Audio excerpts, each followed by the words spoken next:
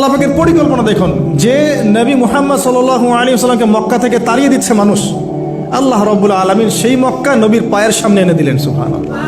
মাত্র 8 বছরের ব্যবধানে যে বদর যুদ্ধে মুসলিমদেরকে একদম নিঃশেষ করে দেওয়ার প্ল্যান করা হয়েছে, ওই বদরেই আল্লাহ রাব্বুল আলামিন আবু জেহেলের মৃত্যু লিখে রাখলেন। যে ইউসুফকে কুয়ায় ফেলে দিল তার ভাইরা, সেই ইউসুফকে আল্লাহ পাক সেখান থেকে রাজপ্রাসাদ, সেখান থেকে কারাগার, সেখান থেকে আবার নিয়ে আসলেন মিশরের পলিটিক্যাল পাওয়ার। আল্লাহর পরিকল্পনা।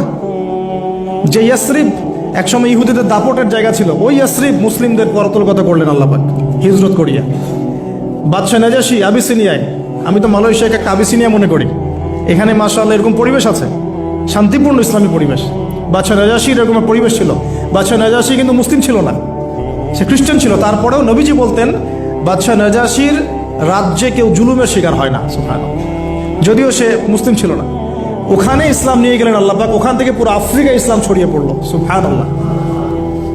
এক খালেদ বিন ওয়ালিদ রাদিয়াল্লাহু আনহু, যার হাতে উহুদ যুদ্ধে বহু মুসলিমের প্রাণ গিয়েছে না, সেই মানুষকে আল্লাহ রাব্বুল আলামিন হেদায়েত দিয়ে 100টা যুদ্ধ করিয়েছেন। সুবহানাল্লাহ। আল্লাহ পাকের পরিকল্পনা আমরা বুঝতে পারবো না, আল্লাহ পাকের পরিকল্পনা আমরা বুঝতে পারবো না। ওয়া মাকারুল্লাহ, তারা কৌশল করে, আল্লাহ পাকও পরিকল্পনা করে। দেখেন এই যে প্যালেস্টাইন নিয়ে এত সমস্যা করছে না, আল্লাহ পাকের কি পরিকল্পনা। সুবহানাল্লাহ। আল্লাহ পাক সমস্ত জিউসদেরকে ওইখানে একত্রিত করেছেন। কেন জানেন?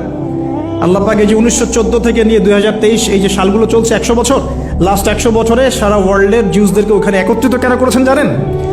যেইভাবে আল্লাহ পাক ফেরাউনের দলবলকে লোহিত সাগরে ডুবিয়ে দিয়েছেন, ওইভাবে আল্লাহ পাক প্যালেস্টাইনিদের সবাইকে ডুবাবে ইনশাআল্লাহ। এটাও আল্লাহ পাকের একটা বড় পরিকল্পনা। এটা ওরা বুঝতে পারছে না, কিন্তু সময় সাক্ষী দেবে ইনশাআল্লাহ। দেখে নিন, আমরা 100% হলফ করে বলতে পারি এটা হবে ইনশাআল্লাহ।